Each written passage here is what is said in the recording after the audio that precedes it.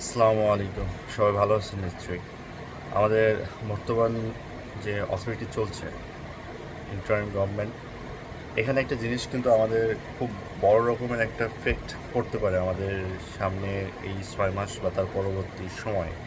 কেননা এই সরকারের অন্যতম একটা দায়িত্ব হলো নির্বাচনের ব্যবস্থা করা, একটা সঠিক সুষ্ঠু একটা নির্বাচন ব্যবস্থা করা, যেন পুরো দেশের মানুষ তার জীবনে অনেকের প্রথম বা অনেকে অনেক বছর পর একটা পিওরলি ইলেকশন ব্যবস্থা করলে তারা ইলেক্টেড পার্সনকে ভোট দিতে পারবে। কিন্তু এই ভোট কার্যক্রমটা যদি লেন্থি হয়, 6 মাস ওভার করে, তাহলে কিন্তু এই অথরিটির জন্য কিন্তু শোনে অপেক্ষা করছে, এবং এটা ন্যাচারাল, এটা খুবই স্বাভাবিক একটা জিনিস। কেননা বর্তমান এই সিচুয়েশনে বাংলাদেশের এই মুভমেন্ট সাকসেস হওয়ার কারণে অলরেডি পাকিস্তানের স্টুডেন্ট জনতা তাদের সরকারকে আলটিমেটাম দিয়েছে 30 তারিখের মধ্যে ইমরান খানকে ছেড়ে দিতে হবে। আবার একই একটা জিনিস হাইট বের হয়েছে, সেটা হলো ইন্ডিয়ার মধ্যে একটা আন্দোলন হওয়ার একটা উপক্রম হওয়ার সম্ভাবনা রয়েছে, যেটা ইন্ডিয়া সরকার বা অথরিটি এটা নিয়ে যথেষ্ট পরিমাণে কনসাস। সো পার্শ্ববর্তী দেশ কী হচ্ছে সেটা দেখার আগে আমাদের দেশের পরিস্থিতিটা কিন্তু খুবই জটিল একটা অংশ ধারণ করবে সামনের এই সময়। কেননা যদি ডক্টর ইউনূস তিনি প্রপারলি যদি এই 6 মাসের মধ্যে সব কিছু কন্ট্রোল না করে অথরিটিতে ইলেকশনের ব্যবস্থা না করতে পারেন, হতেও পারে আমাদের দেশের মানুষ যেমন, সেটা আওয়ামী লীগ বা বিএনপি বা জামাত বা শিবির যেটাই বলে না কেন, এরা সবগুলো কিন্তু এক হবে, এক হয়ে এই সরকারের বিরুদ্ধে কিন্তু আন্দোলন করবে, এবং এটাই হওয়ার সম্ভাবনা অনেক বেশি। অলরেডি জয় বেগম খালেদা জিয়াকে নিয়ে পজিটিভ একটা ইম্প্যাক্ট দেখেছেন, একটা মন্তব্য দিয়েছেন যে তাকে আটকানো ঠিক হয়নি, সেই বিষয়ে কাজ করেছেন ইডিসি। সো যেটাই বলুক না কেন, এখন রাজনৈতিক চালে যেটা এরশাদের সময় আমরা দেখেছি, যে ওই সময়ে কিন্তু এই দুটো সরকার এবং জামাত বা শিবির যারা বলেন, এরা কিন্তু এক হয়ে কাজ করছিল এবং সরকারকে নামিয়ে দেয়, পরবর্তীতে নির্বাচন হয়ে যে কোনো একটা দল ফ্রন্ট লাইনে আসে।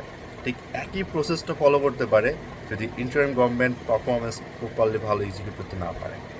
তো এই সরকার অন্যতম একটা চ্যালেঞ্জ হতে যাচ্ছে যে তারা সংস্কার করতে গিয়ে কতটুকু সফলতা অর্জন করবে, এবং মানুষের সহযোগিতা বা তাদেরকে যারা কাজ করছে, যারা অফিসিয়ালি বা যারা অথরিটি বা আপনার বিশৃঙ্খলা বাহিনী লাইক পুলিশ বা আর্মি আরও যারা রয়েছে, তারা জনগণের প্রতি কতটা ডেডিকেটেড, এবং এই জনগণ কতটা সরকারের প্রতি দায়িত্বশীলতা পরিচয় দেয় বা আনুগত্য প্রদর্শন করে। একই সঙ্গে এই দেশের ইকোনমিক পার্ট এবং অন্যান্য যে সেক্টরগুলো রয়েছে, যেমন আপনার তথ্য প্রযুক্তি খাত রয়েছে, আমদানি রপ্তানি পার্ট রয়েছে, শেয়ার বাজার রয়েছে, ব্যাংকিং সিস্টেম রয়েছে, এভরি সাইড যদি তারা পজিটিভ ইম্প্যাক্ট এবং ভালো কোনো কিছু সামনে আনতে পারে, অবশ্যই এই সরকার কোনো কিছু করে ফেলতে পারে। ইতিমধ্যে অনেকে এটা বলাবলি করছে যে ডক্টর ইউনূস সাহেব পজিটিভ কিছু ইম্প্যাক্ট রাখার জন্যই হয়তো তিনি এই কাজগুলো করবেন, যা আমরা দেখতে পেয়েছি। খুব কম প্রাইম মিনিস্টার বা আমাদের দেশের কোনো সরকার প্রধান যে সাধারণ একটা চেয়ারে বসে মিটিং করছে, যেটা রাজকীয় চেয়ার বা যে প্রধানমন্ত্রীর জন্য যে চেয়ারটা আমরা ইউজ করে থাকি, সেই চেয়ারটা ইউজ না করে। এটা সত্যি একটা পজিটিভ দিক। ছোট্ট ছোট্ট ক্ষেত্রে আমাদের ইমপ্রুভ হওয়াটা খুব প্রয়োজন। আর একই সঙ্গে জনগণের ধৈর্য এবং তাদের সহমর্মিতার পরিচয়টা এখানে দেওয়া দরকার, এবং আইনের প্রতি শ্রদ্ধাশীল, আইনটাকে ফলো করা। আর যারা বাজার নিয়ন্ত্রণ করেন, বিশেষ করে নিত্যপণ্য দ্রব্য যেগুলো আমাদের প্রত্যহ প্রয়োজন, মানুষ যেন খেয়ে পড়ে বাঁচতে পারে, নিরাপত্তায় হীনতে না ভুগে, এই কিছু জিনিসগুলো যদি এই সরকার সিওরিটি দিতে পারে, তাহলে আমার মনে হয় জনগণ আর কোনো কাউকে চাইবে বলে আমার মনে হয় না। এই সরকার অনেক দূর কন্টিনিউ করুক, এটাই সবার আশা। কেননা যদি জনগণের প্রতি তারা ডেডিকেট থাকে, জনগণের সাপোর্টিংয়ে, জনগণের জন্য যে কাজ করে, অবশ্যই আমরা সবাই চাইব এই সরকারটাই স্ট্যান্ড হোক। কিন্তু যদি এই সরকার জনগণের আশা প্রতিফলন করতে না পারে, বা আমেরিকার অংশে যদি ধাবিত হয়, বা আমাদের কোনো দেশের বা রাষ্ট্রীয় সার্বভৌমত্বের ক্ষতি করে, যেমন দ্বীপ রয়েছে, সেন্ট মার্টিন দ্বীপ বা অন্যান্য অংশ যদি কোনোভাবে আমেরিকার কাছে চলে যায় বা শিফট হয়, সেক্ষেত্রে কিন্তু এই দেশে আবার কিন্তু আগুন বা দাবানো শুরু হয়ে যাবে, এবং এটা ঠেকাতে কেউ পারবে না।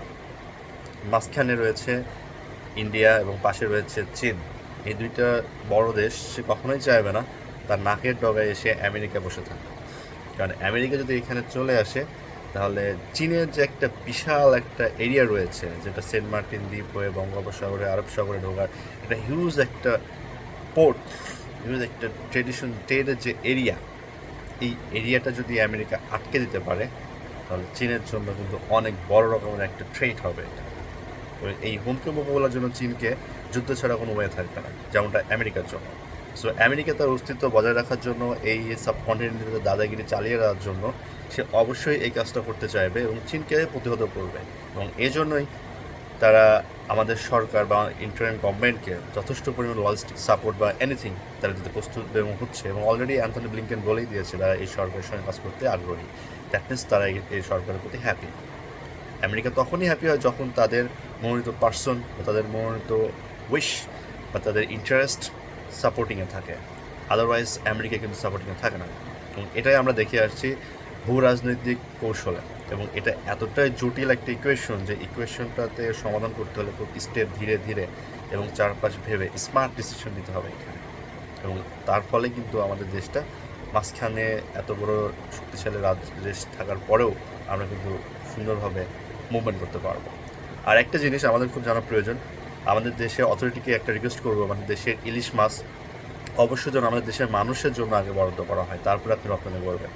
প্রয়োজন হলে রপ্তানি বাদ দেন 2 বছর, 2 বছর কোনো প্রকার রপ্তানি হবে না। আগে আমাদের দেশের মানুষ ইলিশ মাছ ভক্ষণ করবে, তারা এই দেশের মানুষ ইলিশ মাছটা আগে নেওয়ার রাইট রাখে। যখন এটা ওভার হয়ে যাবে দেন আমরা তখন এটাকে বাইরে রপ্তানি করতে পারি। আমাদের দেশের মানুষ আগে প্রায়োরিটি পাক, আমাদের দেশের মানুষ আগে মাছটা গ্রহণ করুক, তারপর অন্য কিছু। পেঁয়াজের দরকার নেই, দেশের কৃষকরাই পেঁয়াজ চাষে পরিপূর্ণ করতে পারে যদি আমরা সঠিকভাবে তাদেরকে প্যাট্রোনাইজ করতে পারি। আমি নিজে যখন ব্যাংক লোনে দেখছি পেঁয়াজ চাষিদের ক্ষেত্রে, তাদেরকে যদি আমরা পর্যাপ্ত পরিমাণে অর্থ সহযোগিতা এবং কোনো কিছু সাপোর্ট দিতে পারি, তাহলে এই কৃষকরাই কিন্তু প্রচুর পরিমাণে পেঁয়াজ উৎপাদন করে দেখিয়েছিল। এটা 2022 সালে ব্যাংকিং সেক্টরে থাকাকালীন আমি জিনিসটা দেখতে পেরেছি। তো এটা খুবই দারুণ একটা পজিটিভ ইফেক্ট, যেটা আমাদের কৃষক ভাইদের জন্য খুব প্রয়োজন। আর অবশ্যই এদেশে বর্তমান কৃষকদের কিন্তু সাপোর্ট দিতেই হবে, তা না হলে কিন্তু আপনাকে অনেক বড় রকমের একটা ট্রেড ফেস করতে হবে ফ্রম ইন্ডিয়া। সো একটা জটিল একটা ইকুয়েশনের দিকে আমাদের দেশ এগিয়ে যাচ্ছে। আমরা চাই না এমন কোনো কিছু হোক যেটা আমাদের দেশের উপরে পর্যবেক্ষণের চাপ করে, এবং এটার জন্য প্রস্তুত থাকতে হবে যে আমাদের দেশ কিন্তু অগ্নিগর্ভের মধ্যে আছে। যদি এই ইন্টারিম গভর্নমেন্ট পজিটিভ কোনো কিছু করতে না পারে, আবার একটা আন্দোলন ঘটবে, এবং এই আন্দোলনে অবশ্যই এই সরকারের খুব বেশিক্ষণ টিকে থাকার সম্ভাবনা খুবই কম থাকবে। কেননা তখন কিন্তু 3 থেকে 4টা শক্তিশালী যে দল রয়েছে আমাদের দেশে প্রতিষ্ঠিত, সেই দলগুলো কিন্তু পাগলের মতো নেমে যাবে, এবং তখন এই স্রোত বা এই জলোচ্ছ্বাস ঠেকানোর মতো কোনো ওয়ে তাদের হাতে থাকবে কি না, বা তাদের কী স্টেপ হবে সেটা আসলে সময় বলে দেবে। সবাই ভালো থাকবেন, আপনি আপনার দায়িত্বটা পালন করুন। আর সরকারকে অনুরোধ, নিত্য পণ্যের দাম বজায় রাখুন, ইলিশ রপ্তানি বন্ধ করুন, দেশের মানুষকে ইলিশকে খেতে দেন। আসসালামু আলাইকুম।